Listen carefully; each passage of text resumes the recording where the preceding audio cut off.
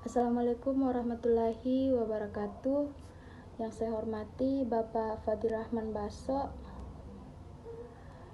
selaku dosen pengampu mata kuliah Matematika Diskrit kelas PTIKA 2021.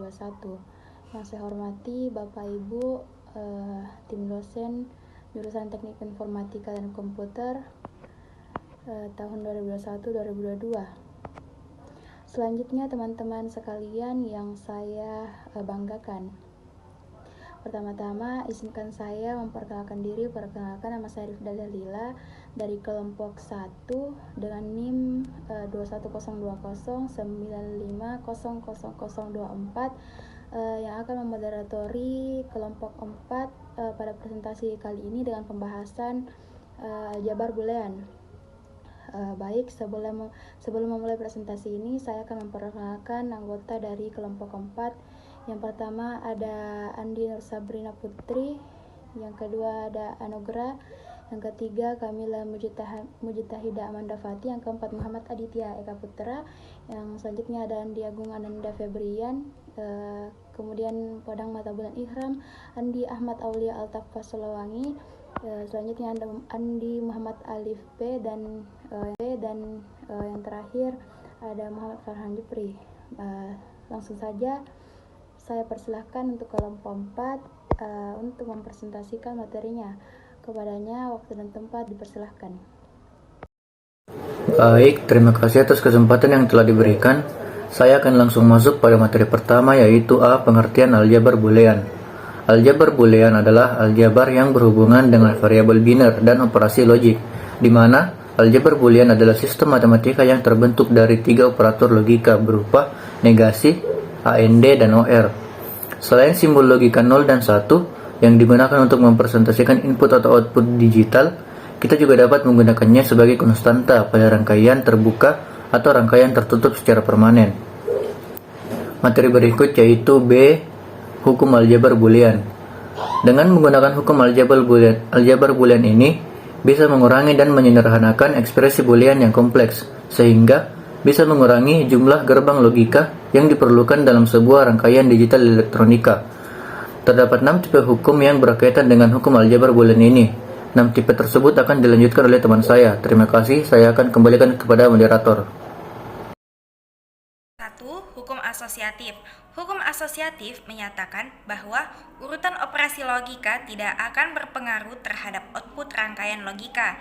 Nah, contohnya kita dapat lihat di sini perkalian gerbang logika N, yaitu W dikali X dalam kurung X kali Y sama dengan W kali X kali Y. Kemudian untuk penjumlahan gerbang logika OR, yaitu W ditambah X tambah Y sama dengan W tambah X tambah Y. Nah, kita perlu lihat di sini ada tabel di atas catatan, yaitu pada penjumlahan dan perkalian kita bisa mengelompokkan posisi variabel. Dalam hal ini yaitu urutan operasi logikanya hasilnya akan tetap sama atau tidak akan mengubah keluarannya, tidak peduli yang mana dibilang itu terlebih dahulu hasilnya dan tetap akan sama. Nah, tanda kurung itu hanya sekedar untuk mempermudah bagaimana kita mengingat yang mana akan dihitung terlebih dahulu. 2. Hukum komutatif. Hukum komutatif yaitu menyatakan bahwa permukaan urutan variabel atau sinyal input tidak akan berpengaruh terhadap output rangkaian logika. Contohnya di sini perkalian gerbang logika N, X kali Y berarti dia itu sama dengan Y kali X. Penjumlahan gerbang logika OR, X tambah Y berarti dia kembalikannya Y tambah X. Nah, perlu kita lihat pada tabel di sini, yaitu pada penjumlahan dan perkalian kita bisa menukarkan posisi variabel atau dalam hal ini adalah sinyal input, hasilnya akan tetap sama atau tidak akan mengubah keluarannya. Assalamualaikum warahmatullahi wabarakatuh. Selamat siang. Terima kasih atas waktu yang telah diberikan kepada moderator. Langsung saja. 3. Hukum distributif. Hukum distributif menyatakan bahwa variabel-variabel atau sinyal input bisa disebarkan tempatnya atau diubah urutan sinyalnya. Perubahan tersebut tidak akan mempengaruhi output dan keluarannya. Mari kita perhatikan gambar di bawah. W dikali X tambah Y sama dengan WX tambah WY. Adapun saya tidak bisa menjelaskannya secara detail, langsung saya lanjut ke nomor 4, hukum AND. Disebut dengan hukum AND karena pada hukum ini menggunakan operasi logika AND atau perkalian. Berikut ini merupakan contohnya. Baik, terima kasih atas kesempatan yang diberikan. Di sini saya akan membahas hukum OR. Hukum OR menggunakan operasi logika OR atau penjumlahan. Berikut ini merupakan contohnya. Bisa dilihat pada tabel berikut. Selanjutnya, saya akan membahas hukum inversi. Hukum inversi menggunakan operasi logika NOT. Hukum inversi ini menyatakan jika terjadi inversi ganda atau kebalikan 2 kali, maka hasilnya akan kembali ke nilai aslinya. Jadi, jika suatu input atau masukan diinversi atau dibalik, maka hasilnya akan berlawan. Tetapi, jika diinversi sekali lagi, maka hasilnya akan kembali ke semula. Bisa dilihat pada tabel berikut ini. Baik, terima kasih kepada moderator. Selanjutnya, tabel kebenaran hukum aljabar boolean sesuai yang tertera pada layar. Kemudian fungsi aljabar boolean. Berdasarkan penjelasan sebelumnya, maka bisa disimpulkan bahwa gerbang dasar N or NAT 2 input bisa menghasilkan 16 fungsi yang akan ditunjukkan pada tabel berikut seperti yang tertera di dalam. Materi aljabar boolean ini berfungsi untuk menyederhanakan pemakaian gerbang logika supaya menjadi lebih singkat sehingga mempercepat prosesan data. Selain itu, semakin sederhana pemakaian gerbang logika, maka menyimpan yang tersedia akan semakin hemat. Untuk melakukan penyederhanaan proses, maka perlu membuat persamaan matematika, lebih tepatnya persamaan boolean dari program yang sedang dibuat terlebih dahulu. Lalu persamaan itu disederhanakan dengan menghapus variabel yang tidak perlu atau mengurangi keefisiensinya. Cara menghitung aljabar boolean untuk menyederhanakan persamaan sama dengan perhitungan matematika bedanya. Bilangan yang digunakan yaitu bilangan biner, yakni 0 dan 1. Baiklah, saya akan membacakan bagian E, komplemen fungsi. Cara pertama menggunakan hukum De Morgan. Hukum De Morgan untuk dua buah peubah X1 dan X2 adalah contoh.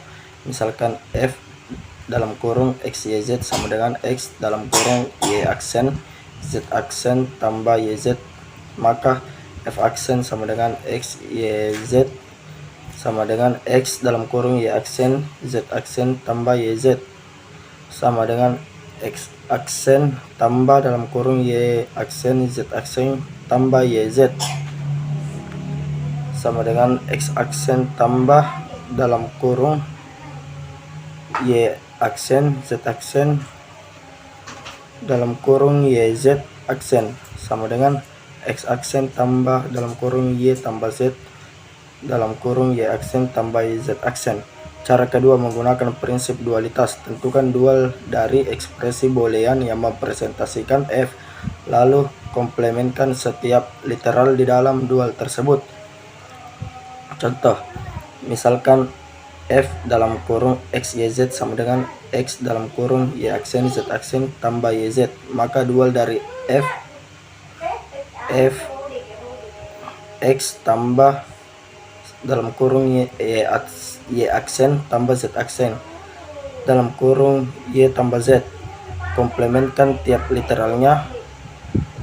X aksen tambah dalam kurung Y tambah Z dalam kurung Y aksen tambah Z aksen sama dengan F aksen. Jadi F aksen dalam kurung X, Y, Z sama dengan X aksen tambah dalam kurung Y tambah Z dalam kurung Y aksen tambah Z aksen. Terima kasih. Assalamualaikum warahmatullahi wabarakatuh. Kali ini saya akan menjelaskan bentuk dari kanonik. 1.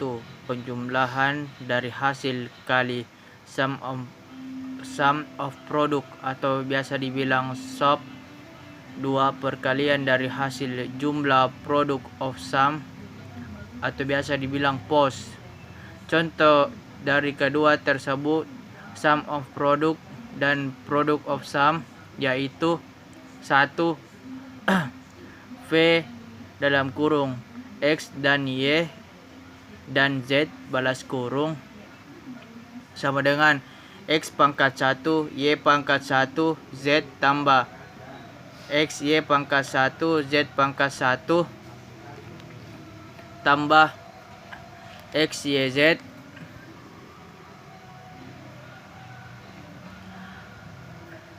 sub setiap suku disebut minterm. 2. G dalam kurung X dan Y dan Z balas kurung sama dengan dalam kurung X tambah Y tambah Z tutup kurung dalam kurung X tambah Y pangkat 1 tambah Z tutup kurung dalam kurung X tambah Y pangkat 1 tambah Z pangkat 1 tutup kurung X tambah 1 tambah Y tambah Z pangkat 1 tutup kurung dalam kurung X1 tambah Y pangkat 1 tambah Z tutup kurung. Pos setiap suku term disebut maxstream. Assalamualaikum warahmatullahi wabarakatuh. Pada pertemuan kali ini materi yang dibawakan itu adalah aljabar boolean dan saya dari kelompok 4 oleh Mata Altaf Posolongi dengan NIM 192-904 2016 akan membawakan materi aplikasi aljabar boolean. Baiklah, langsung saja. Yang pertama itu pada aplikasi aljabar boolean itu ada jaringan pensaklaran, yaitu switch network. Saklar yaitu objek yang mempunyai dua buah keadaan, buka dan tutup. 3 bentuk gerbang paling sederhananya itu bisa kita lihat di sini. Yang pertama ada A, buka, X, B. Outputnya itu B hanya ada jika dan hanya jika X dibuka. Jadi gerbang NOT atau interval. Lalu yang kedua itu A buka gerbang X, buka lagi Y, B. Lalu output B hanya ada jika dan hanya jika X dan Y dibuka. Berarti di sini gerbangnya OR. Gerbangnya AND. Terus yang ketiga itu yang di atas itu ada A buka X terus ke C. Lalu di sini B buka Y, tutup Y. Ini buka Y. Terus C. Outputnya itu C hanya ada jika dan hanya jika X atau Y dibuka. Berarti di sini gerbang OR.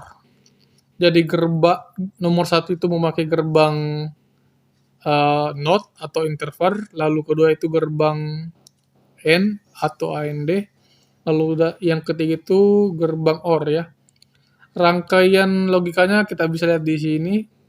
Ada gerbang AND, lalu ada gerbang OR, dan gerbang NOT interval. Baiklah, itu saja dari saya untuk materi aplikasi aljabar boolean bagian G. Wabillahi taufiq wal hidayah. Assalamualaikum warahmatullahi wabarakatuh. Lebih dan kurangnya mohon dimaafkan. Sekian dan terima kasih. Saya akan membawakan tentang penyederhanaan fungsi boolean. Penyederhanaan fungsi boolean dapat dilakukan dengan 3 cara. Cara 1 secara aljabar.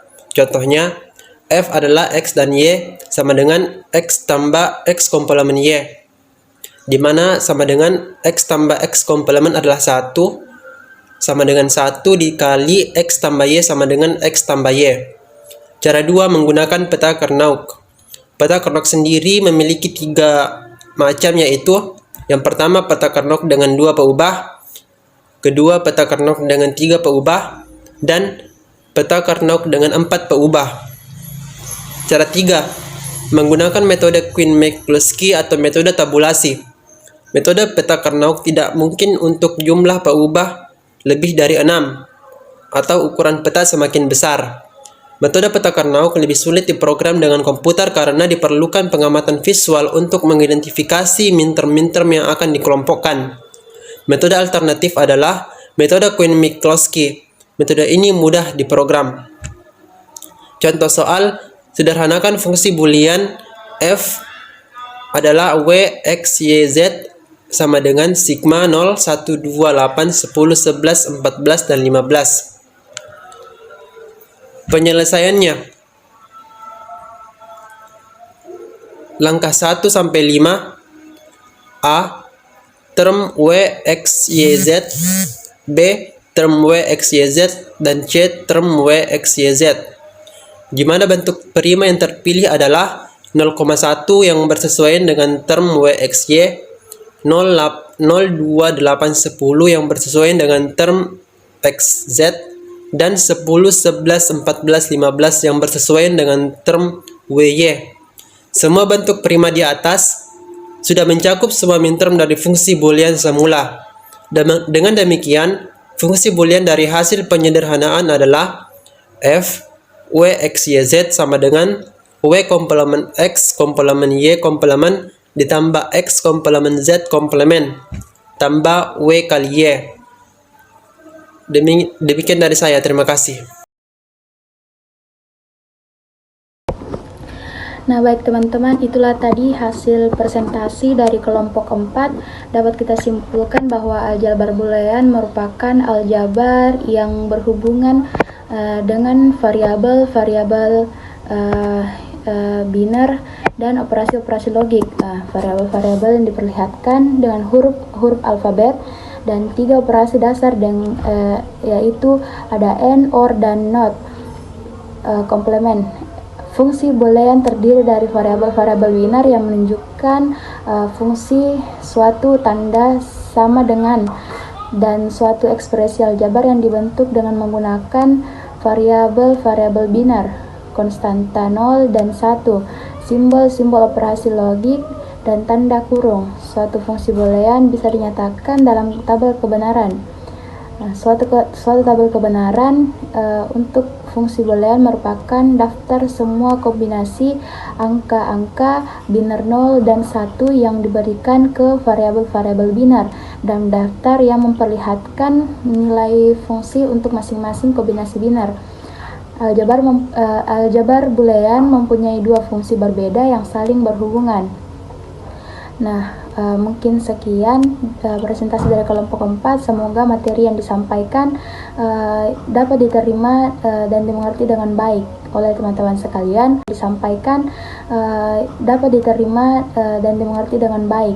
teman-teman sekalian.